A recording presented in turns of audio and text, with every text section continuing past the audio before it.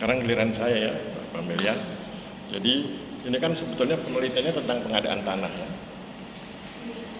Akar masalahnya kan di pengadaan tanah. Jadi saya termasuk orang yang tidak sependapat kalau ada orang bilang bahwa pengadaan tanahnya keren, pengadaan tanahnya selesai sepanjang sudah sesuai ketentuan yang berlaku.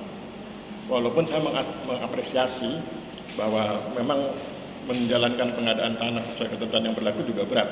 Dan kalau tidak sesuai ketentuan yang berlaku tentu akan ada tuduhan korupsi, tuduhan penyalahgunaan wewenang. Tetapi saya bukan tipe orang yang selesai sampai di situ. Karena menurut saya justru pengadaan tanah itu sumber masalah. Pengadaan itu menjadi sumber masalah karena yang mengguncang livelihood. Ya. Saya menyebutnya guncangan livelihood. Dari livelihood 1 ke livelihood 2. Makanya kemudian saya pernah ngomong bahwa ketika terjadi guncangan livelihood, kalau kita ingin memperbaiki atau meredam guncangan tersebut, ada 3 cara. Loh. Ada adaptasi, ada recovery, ada restoration. Nah, pertanyaan saya dari 3 cara itu, adaptasi, restorasi, dan recovery, mengapa kemudian Mbak Pamelia pilih restorasi untuk mengatasi guncangan livelihood? Mengapa pilih restorasi? Mengapa tidak milih 2 yang lain? Adaptasi atau recovery, atau pilih 3-tiganya? Mengapa hanya pilih restorasi?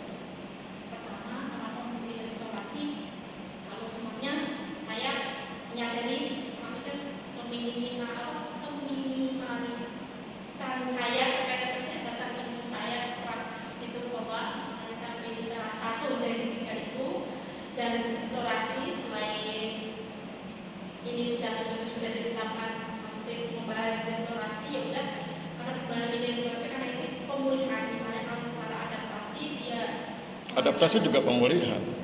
Adaptasi itu pemulihan, restorasi itu pemulihan, recovery itu pemulihan. 3-tiganya pemulihan. Tapi kemudian nanti kan fokusnya berbeda. Kenapa pilih restorasi?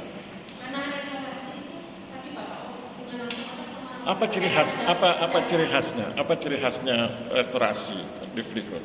Ciri khasnya apa? Yang membedakan dia dari adaptasi dan recovery? Kalau menurut saya nih Pak, sepengetahuan saya yang adaptasi ya wes, maksudnya mengikuti alur, maksudnya adanya itu ya wes, maksudnya pemulainya ya wes, pakai itu aja. Kalau ya wes itu bukan adaptasi. Kalau ya wes itu kan pasrah. Sekarang kenapa pilihnya restorasi itu?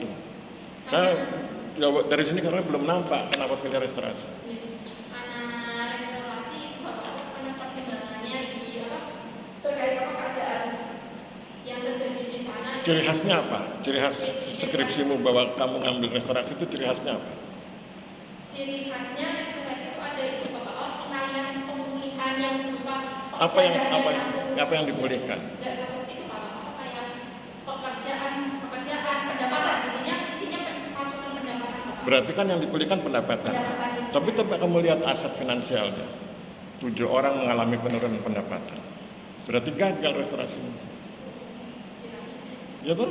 Nah, kalau restorasimu gagal, kenapa gagal? Iya, ini kan restorasi. Kan kamu ngomong soal restorasi. Kekuatan restorasi itu pada pemulihan pendapatan. Kalau kekuatan adaptasi pada pemulihan perilaku, nanti ada konformitas, ada kompatibilitas. Kekuatan recovery pada pemulihan profesi, bahwa orang bekerja sesuai keterampilan, kemampuan, minat, dan bakat. Nah, kekuatanmu itu kan pada aset finansial. Nah, kekuatanmu pada pemulihan pendapatan. Tapi hasil penelitianmu menunjukkan 7 keluarga mengalami proses pemiskinan. Betul pendapat saya? Nah, betul tuh? 7 mengalami proses pemiskinan. Pertanyaan saya berikutnya adalah, kalau restorasinya gagal, terus apa hebatnya skripsi? Itu Pak, karena kemarin kenapa saya milih tadi restorasi, pertimbangan saya ketika ada sebagian di itu kan ada kriteria, misalnya yang 7 itu bisa maksudnya bahwa yang 7 itu memang benar-benar rendah, di sebagian itu ada yang bisa tadi pemulihan secara maksudnya berlanjut, bahwa kemungkinan restorasinya itu kemungkinan saya belum berjalan lancar, maksudnya belum secara maksimal. Bukan belum berjalan lancar, kan tahapannya sudah oke. Gagal itu dari 7 keluarga mengalami proses pemiskinan kok, bukan pemulihan pendapatan. Terus kalau itu benar mengalami proses pemiskinan, di mana kesalahannya? Kita bukan mencari siapa yang salah ya. Kita kalau ini sebuah sistem di skrup yang mana kesalahannya itu? Sampai 7 orang itu mengalami proses pemiskinan. Itu Bapak apa dari apa segi 7 orang itu mengalami kemiskinan dari itu dia nggak bisa bukan menolak karena keterbatasan juga pendapatannya sehingga dia Itu berarti kamu menyalahkan yang bersangkutan. Tidak boleh menyalahkan yang bersangkutan. Coba perhatikan sistemnya. Tadi kan Ibu Bulan menguji di situ kan. Kamu tahu kesalahannya kan, bahwa tadi Bu Bulan sudah kasih jawaban itu, bahwa masyarakatnya itu masyarakat pertanian, tetapi yang diajarkan yang non pertanian. Masyarakat butuh bantuan di bidang pertanian, yang dibantu yang non pertanian. Nah, begitu kan? Nah, berarti kesalahannya di mana? itu Pak nggak searah apa dari Berarti di konsep recovery-nya tuh. Nah, kan kalau recovery itu yang dipulihkan itu profesinya, bahwa seseorang itu atau masyarakat itu bekerja sesuai keterampilan, pengetahuan, minat dan bakatnya. Tetapi begitu dia dipindah, maka dia mengalami proses pemiskinan. Nah, recovery-nya tidak dilaksanakan, restorasinya dilaksanakan, adaptasinya tidak dilaksanakan, ya. Perbaikan pola perilaku, kompatibilitas, bagaimana mereka bisa menyesuaikan agar tindakannya relevan, tidak ada konformitas, bagaimana mereka bisa menyesuaikan kehidupannya. Nah, terus kemudian muncul ikhtiar restorasi. Dan yang lucunya lagi kan ikhtiarnya itu kemudian diserahkan tanggung jawabnya kepada Pertamina. Harusnya siapa yang mengikhtiarkan restorasi itu? sebenarnya kalau restorasi menurut saya itu nggak cuma Pertamina Pak. Menurut saya itu ya semua ini itu ya Berarti multi pihak. Ada nggak kamu singgung di skripsi multi pihak? untuk yang di situ multi pihaknya nggak ada Bapak, cuma kayak Pertamina. Padahal itu ada di kepalamu kan, konsep multi pihak. Terus kenapa nggak kamu tulis?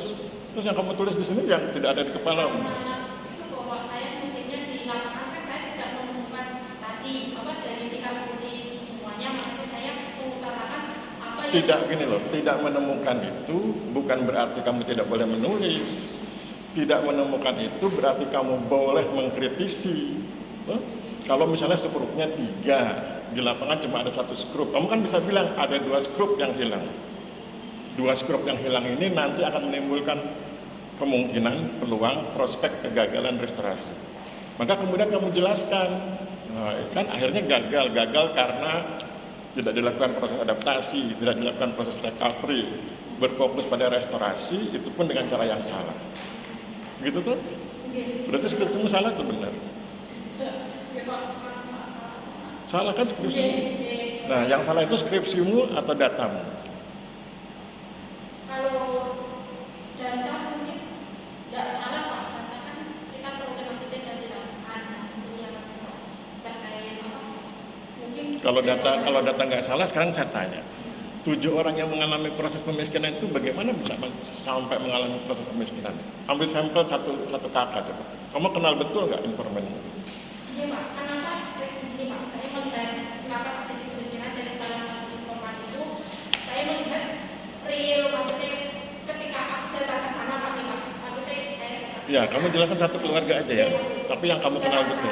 dia backgroundnya memang dari guru tani. Dua-duanya itu orang kepala keluarga dari guru tani, yang ibunya juga guru tani. Dia memiliki 3 orang anak. Semuanya itu sekolah dan maksudnya masih kecil. Ketika itu sama dari apa? Ganti ruginya besar nggak? Ganti ruginya besar nggak? Ganti ruginya dia pas-pasan. Ganti ruginya kan besar. Mereka petani, backgroundnya petani. Ada nggak intervensi para pihak untuk memberitahu mereka bahwa dengan ganti rugimu yang besar ini kamu bisa lo tetap jadi petani, tetapi dengan cara bla bla bla, ada nggak gitu? Sementara itu yang kemarin itu masyarakat itu yang saya tadi utarakan itu ganti ruginya memang besar. Tetapi ketika dia untuk membeli maksudnya tanah sama rumah kembali itu sudah maksudnya pas-pasan Bapak. Kalau dia berhutang Bapak, ambil pinjaman untuk mencukupi membangun itu Bapak. Terus dari mana kamu bisa bikin rumus ganti ruginya besar kalau ternyata kemudian ganti rugi itu tidak berhasil buat dia melakukan pemulihan profesi? Nah, kenapa saya melihat pergantiannya besar? Karena nilai dari tanah sendiri, maksudnya ketika di sana itu dulunya antara 300-an itu sampai 400 harga sebelumnya, sekarang sudah maksudnya naik menjadi 650 sampai itu. Ketika itu kan cukup maksudnya naik dari segi harga, maksudnya tanah seharusnya di pasaran dia naik oke kira-kira. Berarti kamu nggak bandingkan antara kenaikan harga tanah dengan daya beli masyarakat. Dia tanah yang dia jual naik nih, kemarin dijual Rp5, sekarang jadi Rp10. Tapi ketika dia akan beli, nah ini yang dibilang daya beli. Ternyata tanah di sana sudah naik tuh. Nah, itu Bapak, karena ada tahu keadaan tanah. Kamu tulis nggak di sini daya beli masyarakat? Ada, saya sebutkan tanahnya menjadi naik. Berarti kan daya belinya tidak bertambah tuh meskipun harga tanahnya meningkat.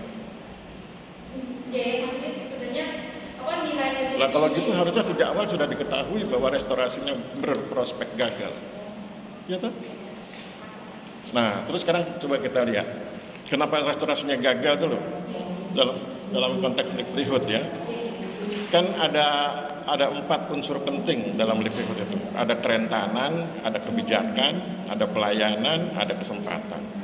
Pertanyaan saya, dari 4 poin itu, dari 4 faktor itu, saya ulang ya, kerentanan, kebijakan, pelayanan, kesempatan. Dari 4 hal itu, dari 4 faktor itu, kita bikin semua.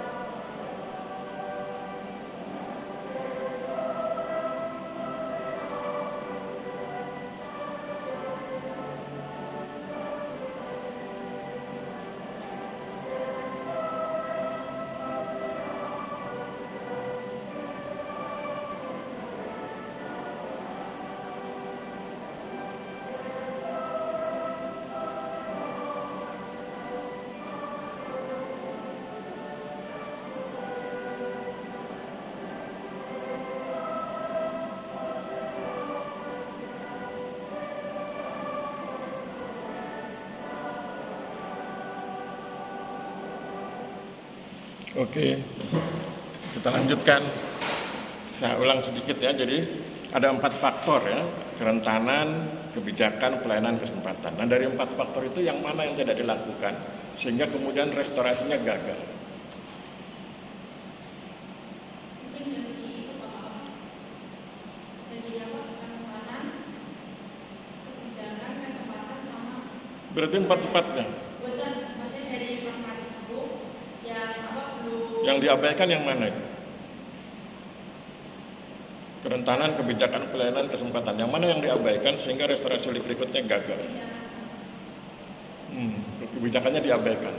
Ya, karena kan di sini kan maksudnya Yang menetapkan Pertamina sebagai pelaksana restorasi livelihood siapa? yang menetapkan kan pemikiran saya ya Bapak, karena dia multi itu kan dia sebagai pelaksana dan pengadaan tanah ini kemudian tertumpu kayak apa namanya tupoksinya itu yang kuat itu selain dari maksudnya pihak Pertamina ada juga dari pemerintah sendiri. Nah, dari maksudnya pemerintah dan Berarti ada kebijakan yang menetapkan bahwa Pertamina bertanggung jawab untuk melakukan restoration livelihood. Apakah ada kebijakan yang menetapkan bahwa Pertamina bertugas melaksanakan restoration livelihood? seharusnya begitu Bapak. Bukan seharusnya. Di lapangan gimana? Kamu berhasil nggak mengetahui bahwa ada kebijakan yang menetapkan bahwa Pertamina berwenang melakukan restoration livelihood? Kalau yang menetapkan dari informasi itu memang maksudnya secara resmi saya nggak ada Bapak, tapi dari Kenapa kamu nggak lacak? nah itu Bapak karena tadi Bapak Kamu kan wawancara dengan teman-teman Pertamina di sana kan? iya, Harusnya kan kamu bisa tanya atas dasar apa bapak-bapak dari Pertamina merasa berwenang, merasa berkewajiban untuk melaksanakan restoration livelihood. Kalau itu ada, berarti itu kebijakan. Kalau kamu bilang tidak ada kebijakan, padahal di lapangan ada kebijakan, kamu kan jadi fitnah itu. Masa penelitian malam jadi memfitnah? Ada nggak? iya, ada Bapak maksudnya kebijakannya terkait apa yang terkait ini karena kemarin kan sempat di awal itu kan ada maksudnya jadi akan maksudnya memulihkan maksudnya dari pihak Pertamina sendiri ke masyarakat. Berarti ada. Dari masyarakat bahwa nanti ketika dia udah maksudnya pasca pengadaan tanah dia akan maksudnya dirangkul intinya dirangkul dibantu untuk memulihkan kehidupannya itu Bapak. Dan salah satunya tadi melalui tadi kata-kata yang diberikan dari pihak Pertamina. Oke, sekarang ini terakhir sebelum saya serahkan Bu Sukmo. Kesimpulan penelitianmu itu, pertanyaan saya, apakah betul restoration livelihood di wilayah penelitianmu gagal? Kalau menurut saya nggak kelihatan Bapak. Berarti kesimpulannya penelitianmu menunjukkan bahwa restoration livelihood di wilayah penelitianmu gagal. Ah, kalau penelitianmu menunjukkan itu, kenapa di saran tidak kamu masukkan bahwa kira-kira beginilah sarannya. Dalam rangka mengatasi guncangan livelihood, tidak cukup hanya melakukan restorasi, tetapi dibutuhkan juga bantuan untuk membantu masyarakat atau dibutuhkan dukungan untuk membantu masyarakat melakukan adaptasi dan recovery livelihood. Jadi nggak cukup cuma restorasi, karena ternyata restorasinya gagal.